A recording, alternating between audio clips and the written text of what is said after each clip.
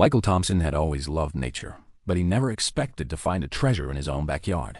One sunny morning, as he pruned the old oak in his yard, he noticed a golden glow among the branches. Upon closer inspection, a wild beehive clung to the limb, alive with thousands of buzzing bees. The honey dripping from it was thick, amber-colored, and smelled faintly of wildflowers. Excited, Michael carefully harvested a small jar without disturbing the hive. He tasted it, and his eyes widened. It was the purest, most delicious honey he'd ever experienced. Little did he know, this natural wonder would soon ignite a battle with the HOA that would rock the neighborhood. No sooner had Michael shared his discovery with a few neighbors than the HOA got involved. Karen Whitmore, the president of the board, arrived at his door wearing a pristine white blazer and a frown that could curdle milk. "Mr. Thompson," she began, waving a clipboard, "your beehive is a hazard, an eyesore, and a liability. You must remove it immediately." Michael was shocked. "It's harmless," he said, pointing at the buzzing bees who seemed more curious than aggressive. Karen shook her head. "Rules are rules. Safety comes first." That evening, she mailed a formal notice threatening fines if he did not comply. The battle lines were drawn. Michael loved the bees, but Karen viewed them as the enemy. The official letter arrived in Michael's mailbox, stamped and intimidating. It cited potential stings, liability concerns, and HOA aesthetic guidelines, demanding removal of the hive within 7 days. Michael stared at it, incredulous. He knew the hive had been there for at least 3 years undisturbed, but Karen's letter made it clear the HOA would stop at nothing. He decided to fight back, documenting the hive's location, its height above ground, and the fact that it posed no threat. Neighbors began whispering about the honey war, and some even came by to see the hive themselves. The tiny community was about to be divided between those who feared the bees and those who admired their golden treasure. News of the dispute spread quickly. Some neighbors were horrified. "Bees? Here? What if they sting our kids?" one parent exclaimed. Others were intrigued. "That honey must be amazing," said Mrs. Garcia, peering at the hive from across the street. A few even brought jars, asking if they could buy some. The street buzzed with gossip, both figurative and literal. Children began tying little signs to nearby trees. "Save the bees." While some laughed, the signs caught the attention of Karen, who saw growing rebellion against her authority. The tiny golden hive had become the symbol of resistance in a suburban battlefield. Michael began carefully harvesting small amounts of honey, sharing it with appreciative neighbors. The honey tasted floral and pure, unlike anything in stores. Its fame grew, and local food bloggers soon heard whispers of the secret oak tree honey. Karen, noticing the hive's rising popularity, grew more determined. "We cannot allow a wild beehive to become a commercial operation," she declared at the next HOA meeting. Michael laughed. It wasn't about profit. It was about nature thriving.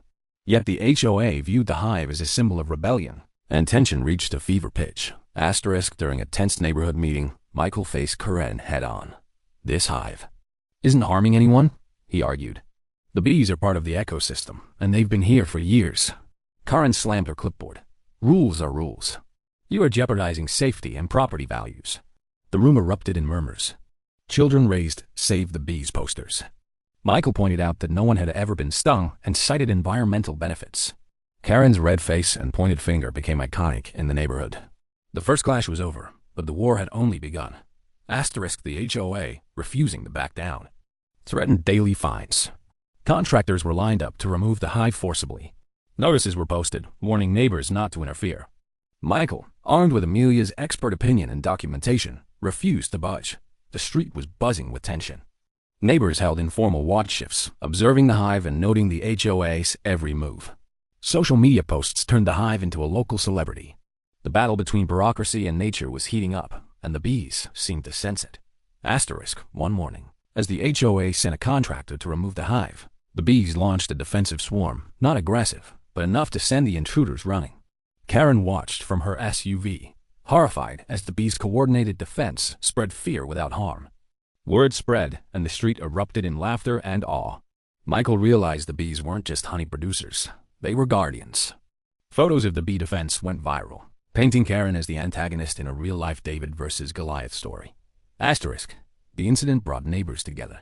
Families who once feared bees now joined Michael in protecting the hive.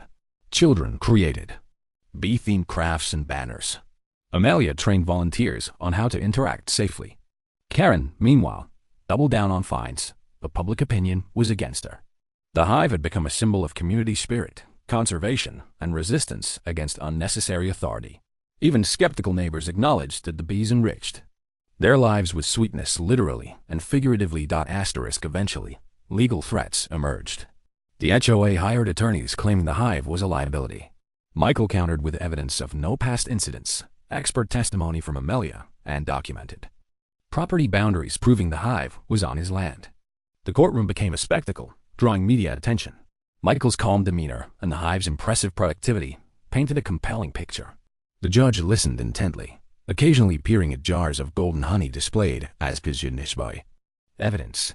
The story captivated the public, who would claim ownership over a wild beehive producing nature's purest gift. Michael presented years of photographs, neighbor testimonies, and Amelia's professional report. The hive had been thriving undisturbed on his property, producing honey, pollinating plants, and posing no risk. Karen argued aesthetic disruption, but the court noted that beauty is subjective. Experts explained the environmental importance of urban beekeeping. It became clear the bees belonged to Michael, and any forced removal would harm the colony and the neighborhood ecosystem.